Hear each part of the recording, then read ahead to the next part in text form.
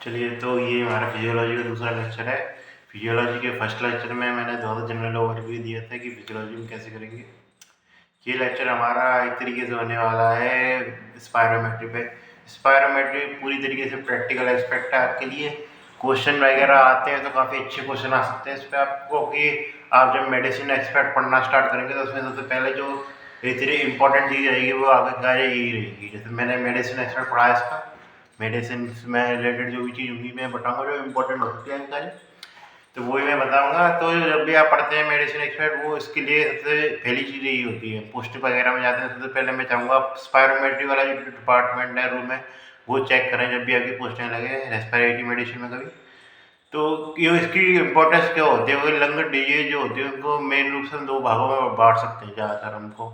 एक तो obstructive lung disease और रेस्ट्रिक्टिव लंग डिजीज। इसको डिवाइड करने में जो मेन योगदान रहता है वो रहता है इसका ऑब्स्ट्रक्टिव लंग डिजीज और रेस्ट्रिक्टिव लंग डिजीज, इसमें स्पायरोमेट्री का योगदान रहता है। बाकी की और हमें कुछ फाइंडिंग चेक करनी हो तो वो भी हम इस पर कर सकते हैं। काफ़ी हद तक हमें जनरल ओवरव्यू दे रखा रहता है लंग की कंडीशंस के बारे में। काफ़ी आसान टेस्ट होता है ये।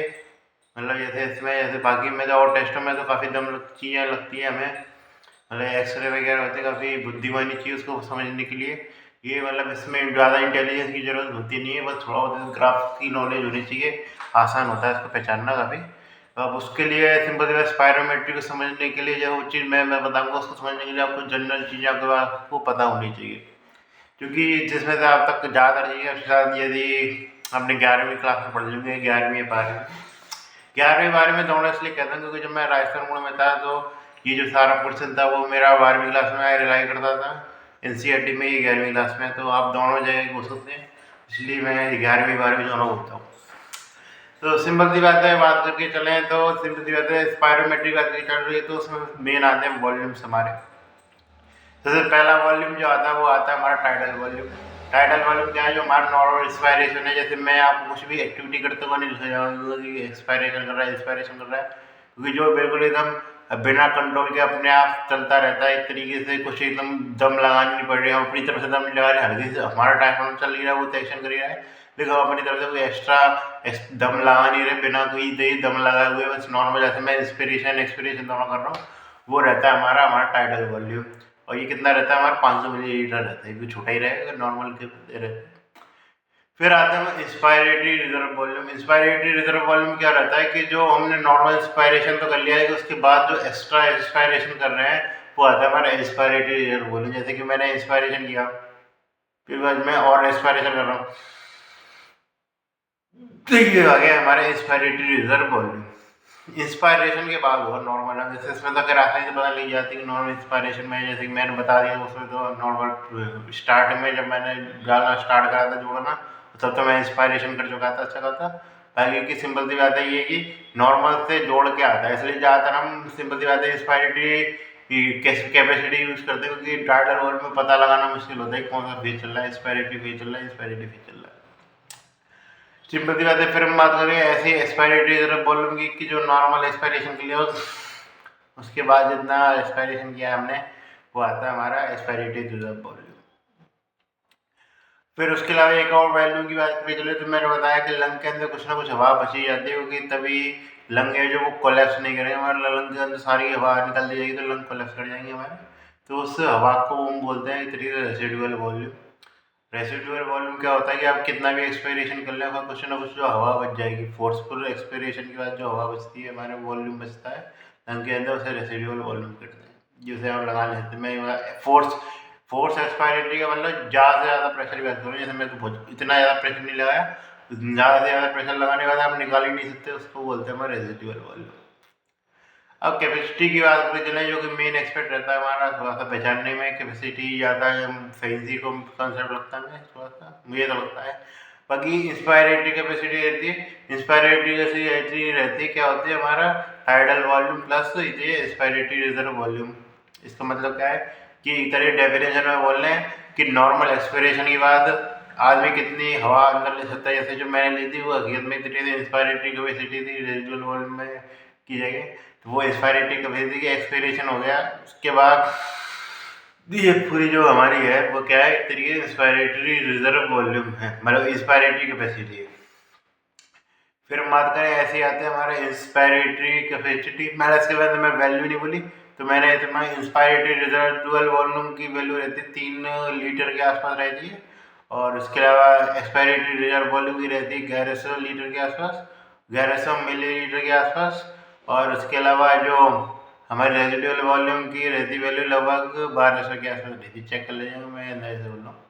ये चीज़ रहती है, इसके आसपास रहती है वैल्यू। हमारी इंस्पायरेटरी वाले की बहुत ही ज़्यादा रहती है, क्योंकि जो हमारा इंस्पायरेशन हम दम लगा कर रहे हैं, इसमें एक्सपेंड वगैरह भी हो रहा है, मेन काम है इंस्पायरेशन हो रहा है। एक्सपायरेशन वाली चीज़ें हमारे हाथ में उतरी है नहीं है, और नहीं है तो ज़्यादा बढ़िया, नहीं तो हम ज़्यादा दम लगा के पूरी हवाई निकाल देते हैं अपनी चली हुई। ये है, तो ये चीज़ रहती है।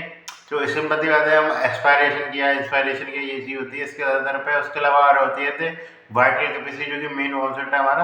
वाइटल कैपेसिटी क्या होती है कि या तो आप एक्सपायरेशन कर रहे हैं तो फोर्सफुल एक्सपायरेशन के बाद, तो या तो फोर्सफुल एक्सपायरेशन के बाद आपने जो टोटल फोर्सफुल इंस्पायरेशन किया है वो, या फोर्सफुल इंस्पायरेशन के बाद हमने फोर्सफुल एक्सपायरेशन किया है, वो एक तरीके से आती है क्या हमारी, एक तरीके से वाइटल कैपेसिटी या टोटल वाइटल कैपेसिटी भी कह देते हैं कुछ जगह। जैसे मैं कुछ जगह टोटल वाइटल कैपेसिटी यूज किया जाता है टर्म के रूप में। और उसके अलावा क्या होगी, क्योंकि सिंपल सी बात है, ये तरीके से कुछ एक्सपर्ट होता करिए रेसिडुअल वॉल्यूम तो इसमें आ नहीं रहा, तो इसमें जब वाटर कैपेसिटी में रेसिडुअल वॉल्यूम हम जोड़ देते हैं तो वो आता है हमारा एक तरीके से टोटल लंग कैपेसिटी बन जाती है। तो ये तरीके से सारी हमारी लंग कैपेसिटी होती है वो खत्म हो चुकी है। फिर हम इसके मेन कॉन्सेप्ट पे आते हैं, स्पायरोमेट्री। जो जैसे तो आप वो काफ़ी प्रैक्टिकल्स में करेंगे, आप पूरी हवा निकालेंगे, चल रही है ये चीज़ चल रही है, वो चीज़ है। तो पानी वाला सा रहता है, उसमें सिस्टम पानी से भरा रहता है, ये वो चेक करते हैं। मैंने मतलब जैसे प्रैक्टिकल में था, मेरे पास आया था, तो वो चीज़ आती है। मेन आते रहते हैं वो, जब भी आप मेडिसिन एक्सपर्ट में जाएंगे तो मैं ये देखो आपको कंप्यूटर पे मिलेगा, जिसमें वो आप एक एक्सपायरेशन इंस्पायरेशन करके वो पूरे ग्राफ बनाएगा। वो ग्राफ मैं आपको दिखा देता हूँ, मैंने बना रखा है। तो ये आप ग्राफ आपको दिख रहा है, तो ये ग्राफ मैं आपको बताऊं तो ये एक्सपायरेशन का रहता है। ये शुरुआत से आपने एक्सपायरेशन स्टार्ट किया, जैसे अब इसमें क्या करते हैं, जैसे कि कोई भी पेशेंट आता है, पेशेंट नहीं वाला नॉर्मल आदमी उसका नहीं, शुरुआत में आ गया था पेशेंट ही घोषित कर दिया उसको, तो कोई नॉर्मल आदमी आता है, उससे कह देते हैं हम कि आप एक तरीके से एक्सपायरेशन करके रखिए, यानी कि सिंपल सी बात है, हम इंस्पायरेशन करे। अब जो वो हवा लास्ट तक निकालेगा जोर से, हाँ उससे जोर से हवा निकलने गई, यानी कि नॉर्मल इंस्पायरेशन वाली हवा निकलती, तो जोर से जितनी भी निकालेगा वो क्या है, इस तरीके से इतनी वाइटर कैपेसिटी आएगी मैंने, क्योंकि इंस्पायरेशन तो कर ही रखा उसने, मैंने इंस्पायरेशन को जोड़ा हुआ है, इसमें वही दिख नहीं रहा हो, लेकिन एक तरीके से इंस्पायरेशन है ना। तो इंस्पायरेशन, फोर्सफुल इंस्पायरेशन के बाद जो फोर्सफुल एक्सपायरेशन है उसको हम कैलकुलेट कर रहे हैं। तो ये एक तरीके से ग्राफ रहता है हमारा। मैं बात करके चलूँ तो इसमें क्या आता है, ये ऐसे यहाँ से स्टार्ट हो रहा है हमारा, तो ये फोर्सफुल से एक्सपायरेशन करने का, और शुरुआत में जब तो जैसे मैंने शुरुआत में निकालता हुआ तो उसकी फ्लो रेट बहुत ज़्यादा रहेगी, क्योंकि आज में की बहुत ज़्यादा हवा बढ़ी हुई है, बाहर का प्रेशर एकदम बहुत ज़्यादा इस तरीके से नेगेटिव, वर्क का अंदर प्रेशर बहुत ज़्यादा हो रखा है, तो बहुत तेज से हवा निकलेगी।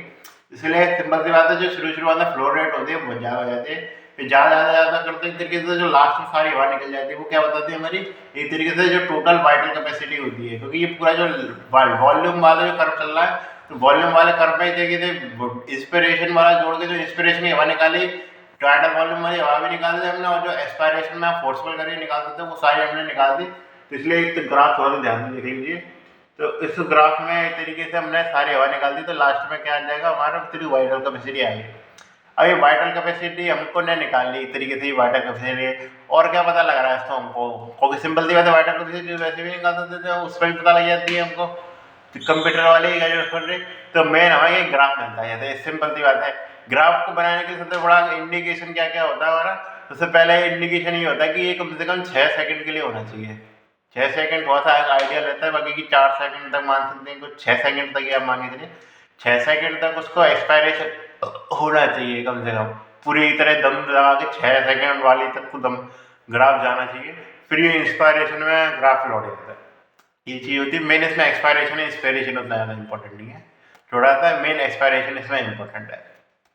इससे क्या पता लग रहा है हमको, इससे ग्राफ में काफ़ी सारी चीज़ें पता लगा सकते हैं।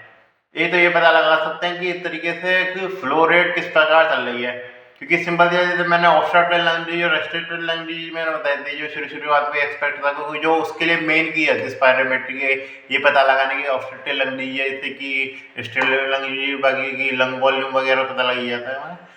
तो उसके लिए इसको पहचानने में जो मेन योगदान रहता है उस ग्राफ का रहता है।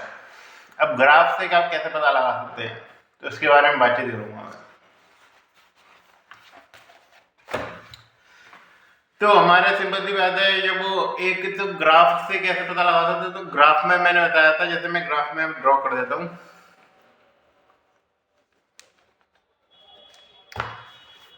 तो इस ग्राफ में जैसे क्या कर दिया मैंने, इस तरीके से ये छोटा सा कर्व सा कर दिया। अब एक इस कर्व को मैंने क्या किया, स्कूपिंग सी कह देते हैं, स्कूपिंग कह देते हैं, इसके एक्सपायरेटरी जगह वाली जगह की स्कूपिंग करना कह देते हैं। ये स्कूप्ड वाला शेप मैंने क्यों बनाया है, ये भी पता होना चाहिए स्कूप्ड शेप क्यों बनाया मैंने। सिंपल सी बात है, तो इसका कारण ये होता है कि सिंपल सी बात है, आप जैसे आपको ऑब्स्ट्रक्टेड लंग दीजिए तो क्या होगा, क्योंकि सिंपल सी बात है लंग वॉल्यूम सही है आपका, तो आपको वाइटल कैपेसिटी तो उतनी रहेगी, कम तो होगी नहीं। तो क्या रहेगा, आपको सिंपल सी बात है, आपको फ्लो रेट जो होगी वो कम होती, ज़्यादा जल्दी कम हो जाएगी, आपको उतने जो हवा है वो निकालने में उतना आसान होगा नहीं, ये चीज़ है। और सिंपल सी बात है, इसकी यदि आपके रेस्ट्रिक्टेड लंग डी हुई तो क्या हुआ, इस तरीके से पूरा कर्व है वो नीचे कम हो जाएगा, क्योंकि उसके वाइटल कैपेसिटी कम होगी। आपको जो इस तरीके से जो टोटल लंग कैपेसिटी या वाइटल कैपेसिटी वाले वाइटल या टोटल लंग कैपेसिटी होती है वही कम हो गई, लंग आपका उतना बड़ा चौड़ा रहा ही नहीं है, तो इतनी वाइटल कैपेसिटी कम हो गई। तो यदि ये ग्राफ में स्कूपिंग आ जाए अपर साइड में, तो ऑस्ट्रेलिया लंग यही है। और इस ग्राफ का यदि पूरी साइज छोटा कर जाए थी, तो मैंने साइज थीटा 6 सेकंड बताया, ये 6 सेकंड हो गए, मान 3 सेकंड तक ये आ रहा, मान के छोटा हो जाए ग्राफ इस तरीके से, तो क्या होगा, इस तरीके से हमारा बन जाएगा, इस तरीके से ये तेरे रेस्ट्रिक्टेड लैंग्वेज बन जाए। सिंपल ऑब्स्ट्रक्टेड रेस्ट्रिक्टेड लैंग्वेज के एग्जांपल पे लास्ट में बताऊंगा। तो सिंपल सी बात है, ये आप ग्राफ थोड़ा सा डाउट में रहेगा कि स्कूपिंग थोड़ा समझ में नहीं आता है, तो इसके लिए गाइडन में ग्राफ दे रखा है, मैं उसको एक्सप्लेन करता हूँ के लिए। ये ग्राफ है, शायद आपकी गाइडन वाली किताब आपने पढ़ते हो तो पता नहीं मुझे, मैं तो पढ़ता था उस समय। चलो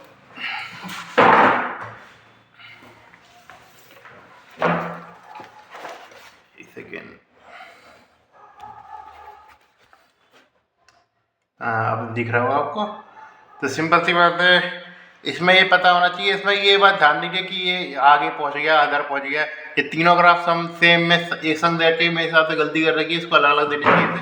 तो इसमें आप पहचानिए कौन सा वाइट, इसमें जैसे नॉर्मल तो है ही है, नॉर्मल मैंने ये बताया सीधे तो अच्छा बनेगा। अब इन दोनों में से ग्राफ को पहचानिए कौन सा हुआ, तो इसमें एक तो स्कूपिंग हो रखी है, पहचान सकता सीधे, तो स्कूपिंग तो पहचानना थोड़ा सा मुश्किल रहता है।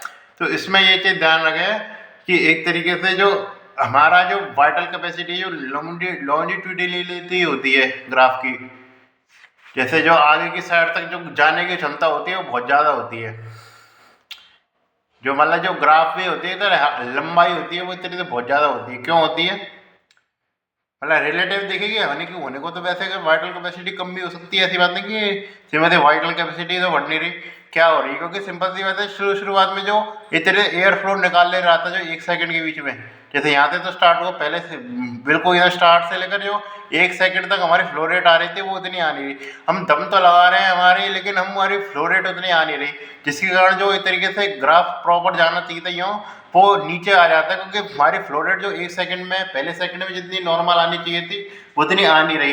क्यों नहीं आ रही, क्योंकि उसमें जो एयर वे है उसमें ऑब्स्ट्रक्शन हो रखा है, जिसके कारण हम 1 सेकंड में या 2 सेकंड में जो निकाल सकते जितनी हवा उतनी निकाल पा नहीं रहे, ये चीज़ होती है। तो हमारे जो 1 सेकंड में जो इस तरीके से एक्सपायरेशन हुआ, फोर्सफुल एक्सपायरेशन हुआ, वो फोर्स एक्सपायरेटिव वॉल्यूम कहते हैं, first forced expiratory volume in first second, वो सिंपल सी बात वाइटल कैपेसिटी के कंपैरिजन में कम हो गया। जैसे नॉर्मल में बात करें जाऊँ, forced expiratory volume in first second लगभग 70% हो जाता है हमारे उसका वाइटल कैपेसिटी का। अब इसमें तो नहीं है, जैसे इसमें मैंने पुराना ग्राफ दिखाऊंगा आपको, स्कूपिंग का पहचानना होता। अब सिंपल सी बात है, जैसे पुराना ग्राफ चल रहा था, यदि यहाँ से लेकर, जैसे मैं बात कर रहा हूँ यहाँ से लेकर यहाँ तक, यदि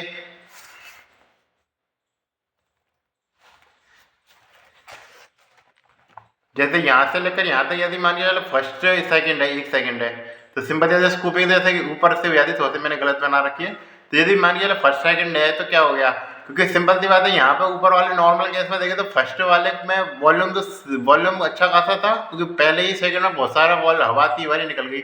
लेकिन इसमें फर्स्ट सेकंड में उतनी हवा निकल नहीं पाई, टोटल हवा उतनी ही निकल रही है। सिंपल सी बात है, ऐसी बात नहीं कि हवा निकल नहीं रही, टोटल हवा उतनी ही निकल रही है, लेकिन क्या है कि उसकी स्कूपिंग हो गई है। ये चाहिए। अब नॉर्मल में इसमें छोटा कर दिया तो ऐसा लग रहा होगा कि ये तरीके वाइडर कैपेसिटी कम हो गई, तो ऐसा कुछ ही नहीं है, वाइडर कैपेसिटी उतनी ही रहती है इसमें। लेकिन क्या है कि जो फर्स्ट सेकंड में जो हवा निकल सकती थी जितनी, उतनी निकल नहीं पा रही, कम निकल रही है। सिंपल सी बात है। तो फर्स्ट सेकंड में नॉर्मल कितनी हवा निकाल रही थी, तो मैं उसके लिए रेशो यूज हो जाता है, काफ़ी इंपॉर्टेंट होती है वो forced expiratory volume first second upon total vital capacity, ये रेशो यूज किया जाता है। और यदि इसके लिए जो मानक यूज किया जाता है वो किया जाता है हमारे 0.7 सेकेंड, 0.7। यदि सिंपल सी बात है, ये लिख लें, तो मैं ऐसे रेशियो मैंने लिखा, जो मैं दिखा देता हूँ आपको, बार बार दिखाना पड़ रहा है। तो सिंपल सी बात है, फंक्शनल वाइटल कैपेसिटी, चलो इस सेकेंड में ये इसमें ये और समस्या है यार। चलो, तो आपने देखा 0.2 सेकेंड से, इसमें लिखिएगा कहीं और,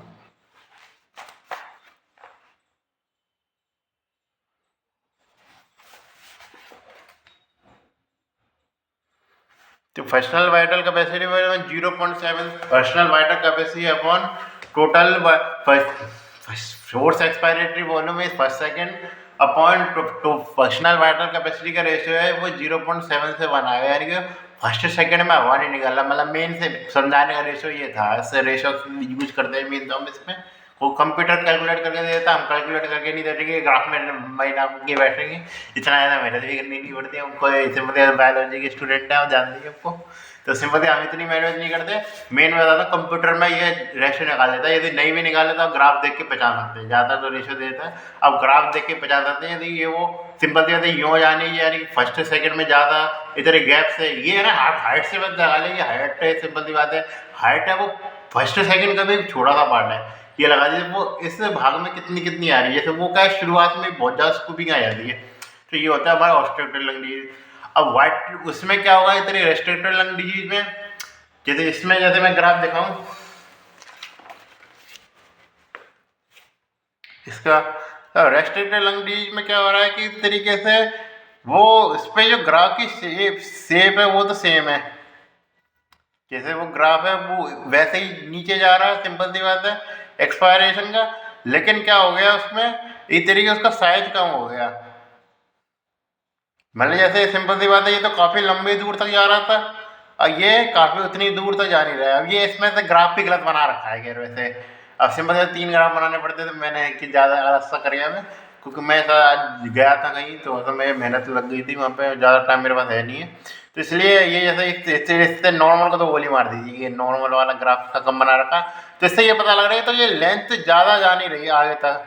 हालांकि शेप एक तरीके से सेम है, लेकिन साइज में अंतर है, साइज एक तरीके से कम हो गया है। इस तरीके से ये चीज़ लगा सकते हैं कि मतलब चीज़ है त्रिभुज है, त्रिभुज के दिख तो रहा है लेकिन उसका वॉल्यूम बहुत कम हो गया है। ये जैसे त्रिभुज का जो आयत हो गया, तेरे साइज में अंतर है लेकिन क्षेत्रफल सेम है, तो यही बात हो गई है। इस तरीके से जो शेप है वो तो सेम है लेकिन उसका क्षेत्रफल कम हो गया, यानी कि वो इस तरीके से जो लंबी दूरी तक जाना चाहिए था उसको जा नहीं रहा है, ये चीज़ है। तो इससे क्या पता लग रहा है कि टोटल वाइडर कैपेसिटी में फर्स्ट फोर्स एक्सपायरेटी में फर्स्ट सेकंड एक तरीके से ज़्यादा होगा। क्यों? क्योंकि सिंपल सी बात है फोर्स क्योंकि बटे में क्या आ रहा है हमारा फंक्शनल वाइडर कैपेसिटी, जो कि कम हो गई है, force expiratory volume first second का उतना ही है, जिसके कारण जो रेशियो है वो बढ़ जाएगा एक तरीके से। तो ये चीज़ है, force expiratory volume first second का बढ़ानी है, ये चीज़ ध्यान रखना कि उसमें बढ़ जाए, ये चीज़ है, ये सोच ले उसमें घट जाए। उसमें भी पहले में force expiratory volume first second का इस तरीके से घट जाता है और उसमें इतनी फंक्शनल वाइडल कैपेसिटी बढ़ जाती है, इसलिए टोटल में रेशियो बढ़ जाता है। ये चीज़ है, दोनों चीज़ में कुछ ना कुछ घटता है, ये चीज़ है, कुछ घटेगा इसलिए तभी, क्योंकि इस वर्ल्ड में महत्वता ये कुछ ना कुछ घटेगा, बढ़ेगा तो हम उसको बढ़ेगा क्योंकि वही कार्ड। तो ये चीज़ चलती है, इस प्रकार हम डिफ्रेंशिएट कर पाते हैं इतनी फंक्शनल वाइटल कैपेसिटी और उसके मतलब इस तरीके से कि इस तरीके से क्या रोल रहता है हमारा वाइटल कैपेसिटी को निकालने, मेन रोल यही रहता है। बाकी स्पायरोमेट्री जो पढ़ेंगे मेन रोल इसमें यही आता है कि डिजीज को पहचानना है कौन सी तरह रेस्ट्रिक्टेड डिजीज है और उससे ऑब्स्ट्रक्टेड लंग डिजीज इस तरीके से प्राइमरी में इन्वेस्टिगेशन हो जाती है। अगर उससे ऑब्स्ट्रक्टेड लंग डिजीज निकाल ले, सिर्फ सीओपीडी वगैरह अस्थमा निकाल लें, तो ये तरीके से प्राइमरी तरीके से इन्वेस्टिगेशन हो जाती है। कुछ और चीज़ें मैं बताऊं इस तरह से ग्राफ्स के नाम पे।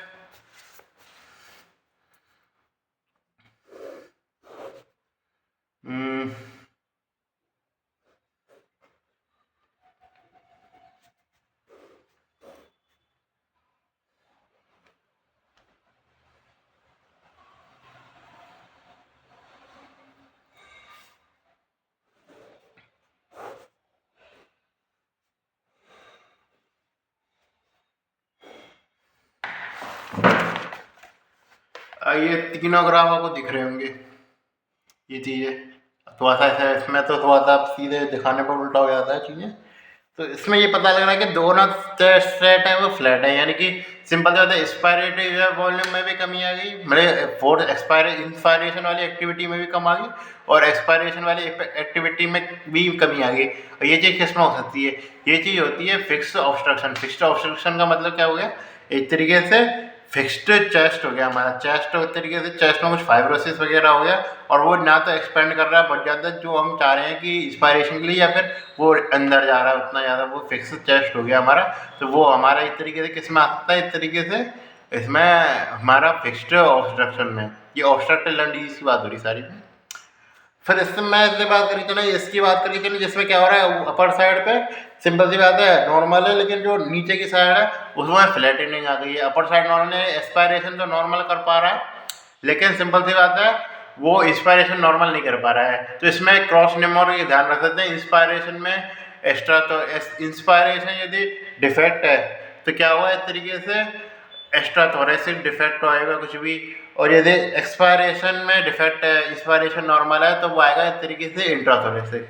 और इसे एक्स्ट्रा थोरेसिक डिफेक्ट आएगा, यानी मतलब क्या है, एक्स्ट्रा थोरेसिक में क्या क्या पैथोलॉजी हो सकती है इस तरीके से कि यदि औरत जैसे प्रेग्नेंट है या फिर ओबेसिटी है, जैसे मुझे है, हकीकत में कोई ऐसी बात नहीं, जैसे मैं थोड़ा सा ओबीज हूँ, तो इसलिए सिंपल सी बात है, तो इसलिए इसमें क्या हुआ कि सिंपल सी बात है एक्सपायरेशन जब भी करेगी, जैसे प्रेग्नेंट लेडी एक्सपायरेशन करेगी तो सिंपल सी बात है उसका बच्चा अड़े या इस तरीके से, क्योंकि उसका पेट ज़्यादा खुल गया, तो सिंपल सी बात है उसका चेस्ट है वो पूरा एक्सपेंड नहीं कर पाया, तो इसलिए वो ऑब्स्ट्रक्शन आ गया इस तरीके से।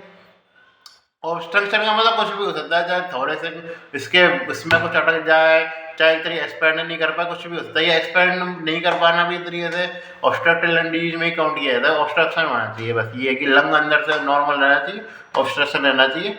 तो सिंपल सी बात है, इंस्पायरेशन नॉर्मल है, मतलब इंस्पायरेशन में डिफेक्ट है और इस तरीके इंस्पायरेशन ऑब्स्ट्रक्शन है और एक्सपायरेशन नॉर्मल है। इसका मतलब क्या कि अब एक्स्ट्रा थोरेसिक ऑब्स्ट्रक्शन हो गया, जैसे कि ऑब्स्ट्रक्शन होता है या ऑब्स्ट्रक्टिव सील अपने यूज करते हैं, ओबेसिटी यूज करते हैं, मेन एग्जाम्पल इसका था ना ओबेसिटी या प्रेगनेंसी। फिर हम बात करके चलें क्या है ये तीसरा वाला ग्राफ, जिसमें ऊपर की साइड एक्सपायरेशन तो नॉर्मल है, मतलब एक्सपायरेशन में तो डिफेक्ट आएगा, फ्लैटनिंग होगी, और इंस्पिरेशन वाला ग्राफ है सही है।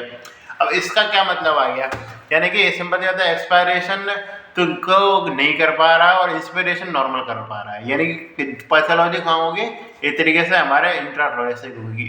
यानी कि क्या है, एक तरीके से या तो भी फ्लूइडिटी बढ़ गया या हमारा, या फिर सिंपल सी बात है कुछ एक तरीके से ऑब्स्ट्रक्शन आ गया, जैसे कुछ बटन वगैरह या कोई फॉरेन ऑब्जेक्ट हमारे जो ट्रेकिया वगैरह में क्या हो गया, अटक गया, जिसके कारण क्या कि हमारा चेस्ट तो अब एक्सपेंड कर पा रहा है इस तरीके से, क्योंकि उसके लिए तो चेस्ट एक्सपेंशन की जरूरत है। मैं इंस्पायरेशन हम धीरे धीरे करके थोड़े टाइम में नहीं तो ज़्यादा टाइम में ले लेंगे, लेकिन हमें दिक्कत आएगी एक्सपायरेशन करने में, एक्सपायरेशन हम नहीं कर पाएंगे। इंस्पिरेशन हम कर लेंगे आसानी से, एक्सपायरेशन नहीं कर पाएंगे। मेन चीज़ इसमें ध्यान रखनी है, यदि सिंपल सी बात है डिफरेंट एक्सपायरेशन में है तो सिंपल सी पैथोलॉजी होगी, सिंपल सी बात है वो किस प्रकार की होगी, इस तरीके से ये इंट्राथोरेसिक होगी। और यदि डिफेक्ट इंस्पिरेशन में डिफेक्ट एक्सट्राथोरेसिक पॉलिसी पैथोलॉजी होगी, और यदि इंस्पिरेशन में है तो मतलब यदि, और एक्सपायरेशन में तो इंट्राथोरेसिक, मैं यार क्या है, तो यदि एक्सपायरेशन में डिफेक्ट है तो पैथोलॉजी होगी इंट्राथोरेसिक, यदि इंस्पिरेशन में दिक्कत है हमारे तो एक्स्ट्राथोरेसिक पैथोलॉजी होगी।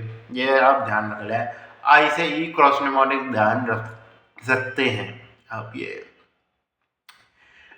चीज़ हो गई। अब मेन मैं पहचानने के लिए आ रहा हूँ कि आपको कौन कौन सी डिजीज होती है, मेरे एग्जाम्पल से ही पहचानने हैं। और सिंपल सी बात है, छोटे मोटे टाइटल वार्निंग रेजिडुअल वार्निंग की बात करेंगे तो सिंपल सी बात है, आप रेस्ट्रिक्टेड लंग डिजीज यानी कि सिंपल सी लंग वॉल्यूम कम हो रहा है। लंग वॉल्यूम किस में कम हो सकता है? यदि आपका वो खाली गुब्बारे की जगह उसमें भूसा बढ़ जाए, यानी कि इस तरीके से क्या हो सकता है, उसमें फाइब्रोसिस हो जाए, ये चीज है ना। तो लंग फाइब्रोसिस मेन एग्जाम्पल आता है। कोलैप्स हो जाए इस तरीके से, उसका बलून का साइज छोटा पड़ जाए, बलून फट जाए एक तरीके से, साइज फट जाए, साइज छोटा पड़ जाएगा तो बलून मारे अगर दरार फरार आ जाएगी तो उतना फूलेगा नहीं वो कुछ ना कुछ। तो इस तरह कोलैप्स होना, लंग का एटलैक्सिस यूज किया जाता है इस शब्द में। फिर उसके अलावा फाइब्रोसिस हुआ हमारा, सिलिकोसिस हुआ, एस्बेस्टोसिस, मतलब ऑक्यूपेशनल डिजीज जितने भी आ गए, कुछ भी अगर टीबी वगैरह हुए ग्रेनुलोमा बन जाते हैं, मतलब कि उसमें ईयर की जगह कुछ भी आ गया एक तरीके से, तो वो क्या बन जाएगा, हमारी रेस्ट्रिक्टेड लंग डिजीज बन जाएगी। ये पता हो गया, ये आपको जानना मेन महत्वपूर्ण है, और कुछ ज़्यादा महत्वपूर्ण है नहीं ज़्यादा। दूसरा आता जो कि मेन कॉन्सेप्ट है हमारा ऑस्ट्राटेलॉजी, क्योंकि उसमें भी यूज किया जाता है। ये रेस्ट्रिक्टेड लंग हम ज़्यादा टेस्ट एक्सरे से पता करते हैं। तो सिंपल सी बात है, रेस्ट्रिक्टेड लंग में क्या पता लगता है कि सिंपल सी बात है, आदमी है वो उसमें क्या हो रहा है तरीके से, वो इंस्पिरेशन तो कर रहा है, मतलब जैसे सिंपल सी बात है, हवा तो अंदर जा रही है लेकिन उसमें जो फ्लो है वो उतना ज़्यादा हो नहीं रहा, फ्लो में दिक्कत है मेन हमारे। तो सिंपल सी बात है, उसमें फ्लो में दिक्कत है तो उसको लेकर ऑब्स्ट्रक्टिव लंग डिजीज होती है, रेशो ज़्यादा होता है, उससे रेशो उससे कम हो जाता है, मैं बता दिया इसका। तो उसमें क्या होगा एक तरीके से, उसको भी हम दो पार्ट में डिवाइड कर सकते हैं। एक तो होगा हमारा सीओपीडी और एक होगा हमारा अस्थमा। सीओपीडी के भी एग्जाम्पल बताऊंगा। अस्थमा में क्या होता है, हमारी मेन पैथोलॉजी क्या होती है, ऑब्स्ट्रक्शन की वजह से क्या पैथोलॉजी रहती है कि उसमें ब्रोंको कंस्ट्रिक्शन हो जाता है। हालांकि होने को तो और भी जैसे सिंपल सी बात है, एक तरीके से क्या कहते हैं, एक तरीके इन्फ्लामेशन रहती है, फर्स्ट हाइपरसेंसिटिविटी रिएक्शन रहती है, मैं पढ़ाऊंगा ऐसे पैथोलॉजी और माइक्रो वाली जो आती है। तो फर्स्ट हाइपरसेंसिटिविटी रिएक्शन रहती है, जिसके कारण क्या कहते हैं, मेम्ब्रेन भी चेंज हो जाता है इस तरीके सर्फेस में। लेकिन जो मेन क्या चीज़ जो अस्थमा को अस्थमा बनाती है, वो बनाती है इस तरीके से हमारा एक तरीके से किसमें चेंज, हमारा ब्रोंको कंस्ट्रिक्शन यानी। और ये ब्रोंको कंस्ट्रिक्शन कब चला जाएगा, क्या हम उसको ब्रोंको डायलेटर देंगे, ये तब चला जाएगा। तो मेन पैथोलॉजी किसमें, ब्रोंको कंस्ट्रिक्शन में। आगे होने को तो म्यूकस वगैरह भी जमा होता है कुछ हद तक, ये चीज रहती है, तो इसलिए ब्रोंको कंस्ट्रिक्शन रहता है, यानी कि तरीके से रिवर्सेबल ऑब्स्ट्रक्शन होता है किसके द्वारा, ब्रोंको डायलेटर के द्वारा। तो हम यदि इसको ब्रोंको डायलेटर देंगे तो क्या होगा, फोर्स एक्सपायरेटरी वॉल्यूम के फर्स्ट सेकंड वाला फर्स्ट उसमें इंक्रीज होगा डिक्रीज होगा, इंक्रीज होगा। तो यदि ये इंक्रीज 12% या 200 ml से ज़्यादा है तो हम इसको क्या कहते हैं, हम इसको कहते हैं एक तरीके से अस्थमा में काउंट करते हैं। अस्थमा की डेफिनेशन जब भी आती है तो हम इसमें रूप में काउंट करते हैं। मेन इसका चीज़ें होती हैं वो अस्थमा सीओपीडी के लिए होते हैं। सीओपीडी में ये चीज़ चेंज नहीं होता है, तो इसलिए हम सीओपीडी में काउंट करते हैं उसको। फिर हम बात करें चले सीओपीडी में क्या क्या महत्वता रहती है सीओपीडी की। तो सीओपीडी में दो डिजीज आती है हमारी, एक होती है एम्पाइसीमा, एक क्रोनिक ब्रोंकाइटिस। एम्पाइसीमा में क्या होता है हमारा, वो रहता है एक तरीके से